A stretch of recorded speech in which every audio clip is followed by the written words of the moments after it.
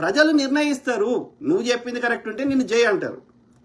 వాడు తిట్టుకుంటే చెప్పినా సరే వాడు చెప్పిన దానిలో న్యాయం ఉంటే వానికి సమర్థిస్తారు. ప్రజలు తిట్లని పట్టుకోరు. ప్రజలు నువ్వు చెప్తున్న ముచ్చట కరెక్టా తప్ప అని పట్టుకుంటారు. అర్థమైందా? ఆ భావోద్వేగంలో వాడి యొక్క ఇప్పుడు అమెరికాలో ప్రెసిడెంట్నైనా ఎవరినైనా కోపం వచ్చినా లేకపోతే రోడ్ మీద నేను కారు నడుపుకుంటూ పోతా. వాడు ఏమనుకుంటాడు, నేను ఆడ పెట్టిన స్పీడ్ లిమిట్లో నేను పోవాలని నేను ప్రయత్నం చేస్తాను. మళ్ళీ పోలీసు వాడు వస్తాడు. వాడేమంటాడు, సాధారణంగా సామాన్యులు 5 to 10 ఆడ పెట్టిన స్పీడ్ లిమిట్ కంటే 5 10 ఎక్కువ పోతారు చాలా మంది. ఇప్పుడు నేను రూల్స్ పాటించి నేను మెల్లగా పోయినా అనుకో, వాడు ఏమంటాడు, ఇట్లా చూపెడతాడు. దీని అర్థమైంది తెలుసు మీకు, ఎఫ్ వర్డ్, రైట్? సో ఇప్పుడు అట్లా ఆడోళ్ళు కూడా ఇట్లా చూపెట్టిన కేసులు ఎన్ని చూపెట్టాలి అమెరికాలో? ఇప్పుడు వాళ్ళందరినీ శిక్షిద్దామా? ఇప్పుడు ప్రెసిడెంట్ ట్రంప్ గారు చేసే నిర్ణయాలన్నీ వాళ్ళకి నచ్చాలని రూల్ లేదు కదా. చాలా మంది ప్రెసిడెంట్తో సహా ఎఫ్ వర్డ్ వాడరా? నోరు తెరిస్తే ఎఫ్ వర్డ్ వాడేటోళ్ళు ఎంతమంది? వాళ్ళందరినీ తీసుకొని జైల్లో పెడదామా? Where you are taking? You want the freedom. మాకు సపరేట్గా చట్టాలు కావాలి. మా యొక్క ఏది ఇప్పుడు గృహహింస చట్టాన్ని ఎంతమంది 99% ఆఫ్ దోస్ గృహహింస కేసులు అన్నీ ఫేకే. ఇప్పుడు పోక్సో కేసులు కూడా దాన్ని దుర్వినియోగం చేస్తున్నారు. SC ST అట్లా చట్టాన్ని దుర్వినియోగం చేస్తున్నారు. సో కాబట్టి ఇప్పుడు ఆ చట్టాల్లో మార్పు తేవాల్సిన పరిస్థితికి తీసుకొస్తున్నారు.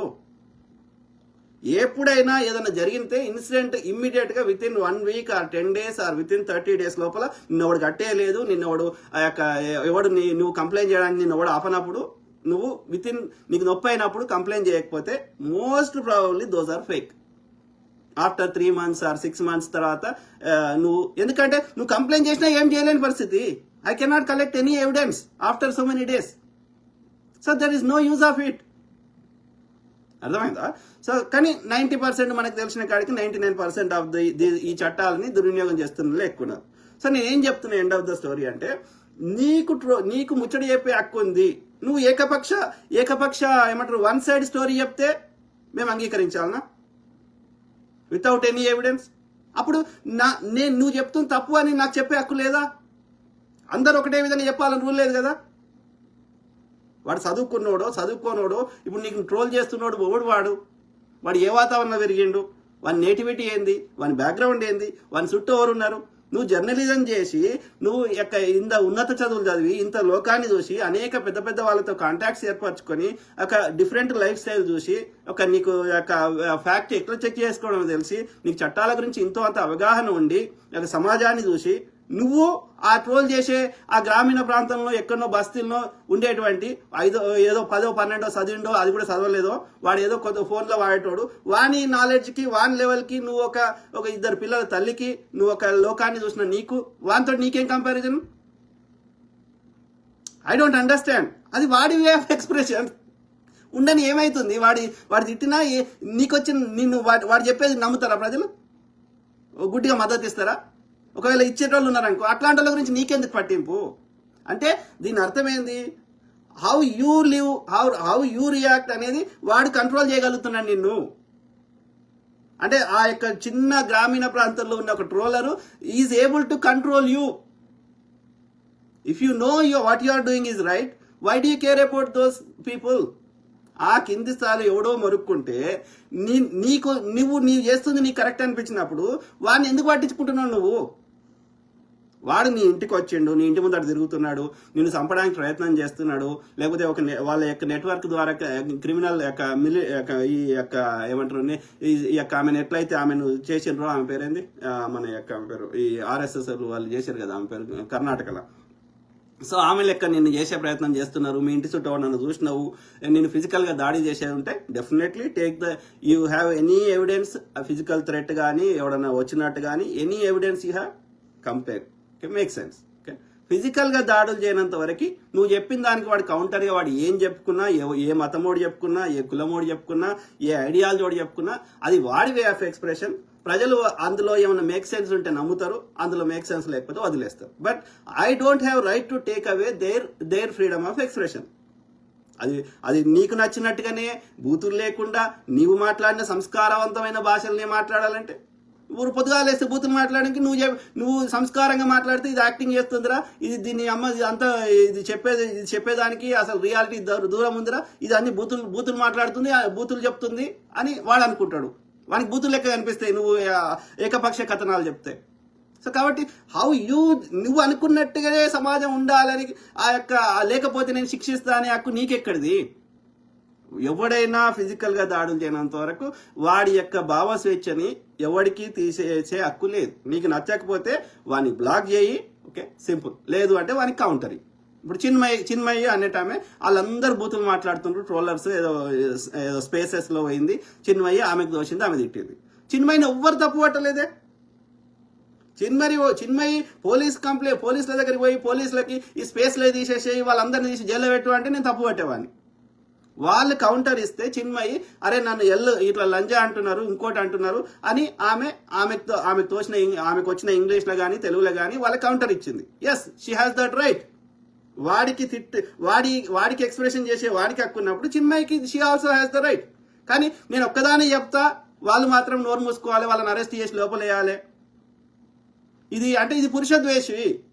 ఇక్కడ ఫెమినిజం కనిపిస్తలేదు నాకు. పురుషులను ద్వేషించే ఒక బ్యాచ్ తయారైంది అనిపిస్తుంది. నో.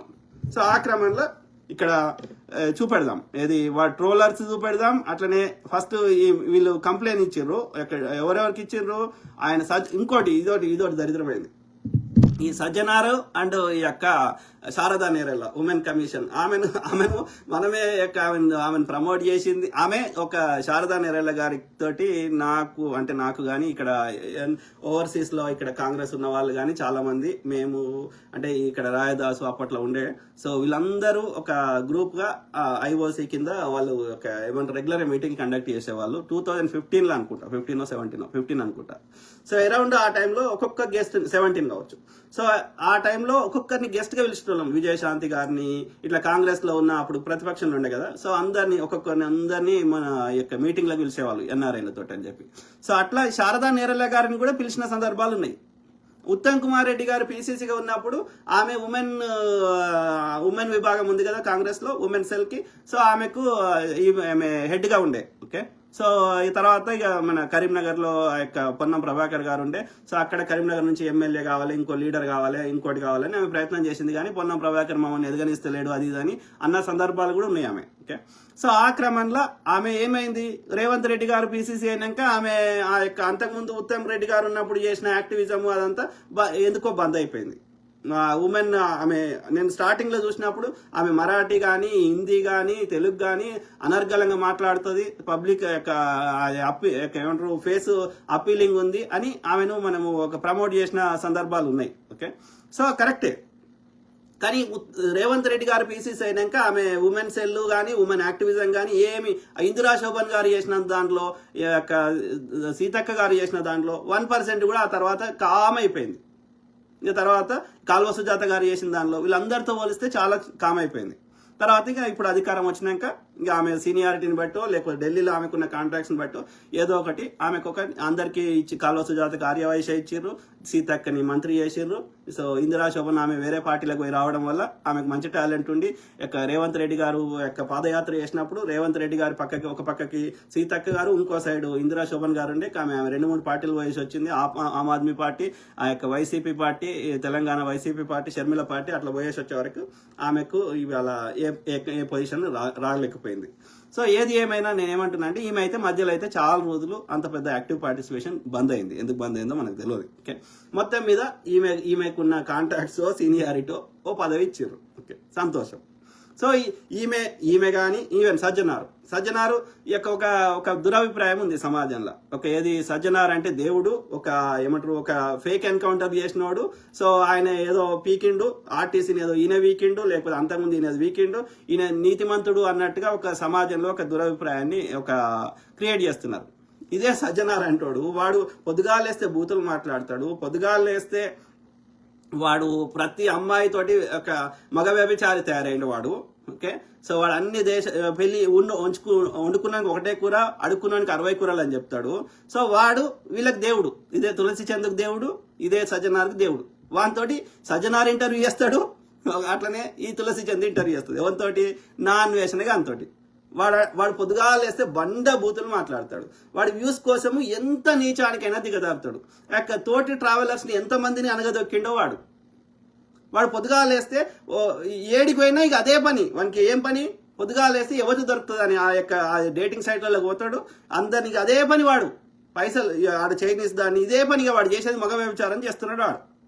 ఓకే, సో ఆడు ఈ సజ్జనార్తో ఇంటర్వ్యూ చేసి ఒక ఐపీఎస్ అధికారి ఆర్టీసీ దానికి హెడ్గా ఉన్న ఈ సజ్జనార్ తోటి ఏమంటాడు, ఆడు నువ్వు పెళ్లి చేసుకోవా అంటే వండుకున్నాక ఒకటే కూర కానీ అడుక్కున్నాక 60 కూరలు అంటాడు.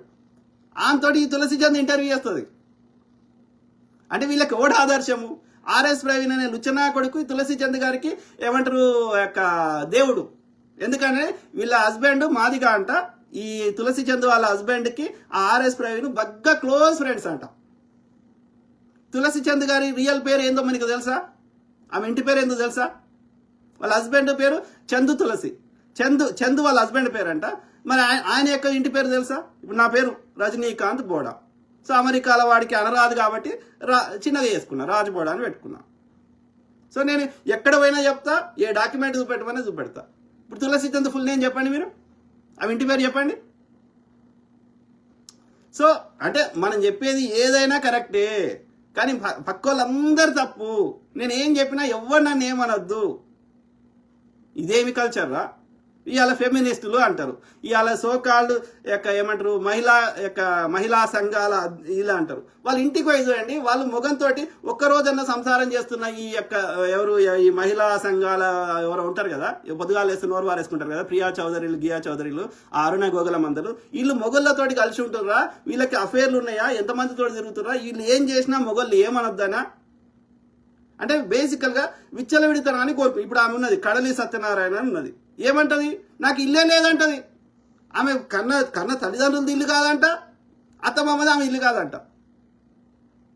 ఏమి సంస్కారం రా అయ్యా? నీ పరువు తీసుకొచ్చి నా తొడల మధ్య ఎందుకు పెడుతున్నావు అంటది. మాకు పెట్టాల్సిన దౌర్భాగ్యం ఆ స్థాయిలో మేమెందుకున్నాము?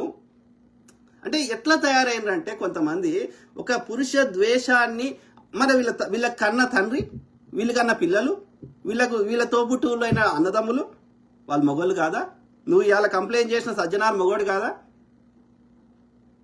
అంటే ఎందుకు? Why you started hating men? Yes, there are good men, there are bad men, there are good women, there are bad women.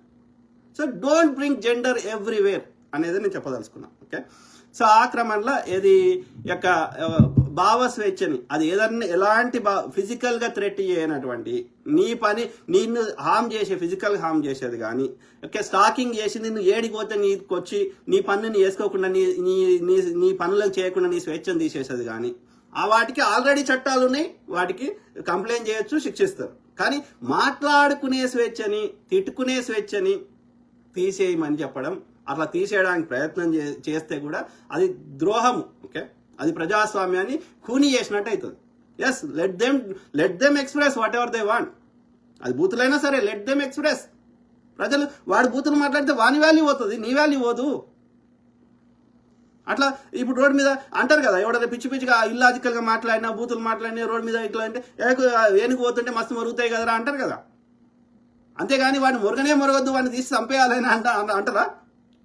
So ఆ క్రమంలో ఈమె శారదా నేరెళ్ళ గారు అట్లా ఇక ఉమెన్ కమిషన్ చైర్మన్గా అది ఒకటి ఇచ్చినాక ఇక ఆమె ఎంత జెన్యున్గా కష్టపడుతుందా, లేకపోతే ఆడ పోయి సాధారణంగా చాలా కేసులలో ఏం చేస్తారు, ఇప్పుడు ఏసీబీ అధికారులు కానీ, రెవెన్యూ ఆఫీస్ కానీ, ఈ women commission anybody, okay, police వాడు కానీ, ఈవెన్ సిబిఐ, ఈడీ, ఐడీలు కానీ ప్రతి ఒక్కడు వారిని బెదిరిస్తారు, చర్యలు తీసుకుంటామంటారు. ఈవెన్ ఫుడ్ ఇన్స్పెక్టర్ కానీ, మళ్ళీ వాళ్ళతో ఈవెన్ ట్రాఫిక్ కానిస్టేబుల్ కానీ వాడిని బెదిరిస్తారు. వాడు ఎంతో కొంత చిల్లరియగానే కామ్ అయిపోతారు. సో ఇక అది ప్రతి చోట జరుగుతుంది, కింద నుంచి పై స్థాయి దాకా అంతటా ఉన్నది. సో ఇక ఆ క్రమంలో ఇవి ఎట్లా అయిపోయిందంటే, ఇక శారదా నేరలకు చెప్తే ఇక మమ్మల్ని అందరినీ మేము ఎంత ఎట్లాంటి మహిళలనైనా షీ టీం ఏదైనా ఇక కాపాడదు. అట్లా మహిళ కాబట్టి కాపాడది. నువ్వు చెప్పిన దానిలో జెన్యూనిటీ ఉంది, సో వాళ్ళ స్వచ్ఛత ఉంది, నువ్వు చెప్పింది లాజికల్గా ఉంది, చట్టానికి పరిమితిలో ఉంది, అప్పుడే కాపాడతారు. అందుకే అంటే ఈ తలకాయ నొప్పి ఉండొద్దంటే వాళ్ళకి షీ టీం పెట్టినట్టు హీ టీం పెట్టండి. ఓకే, అర్థమైందా? అంటే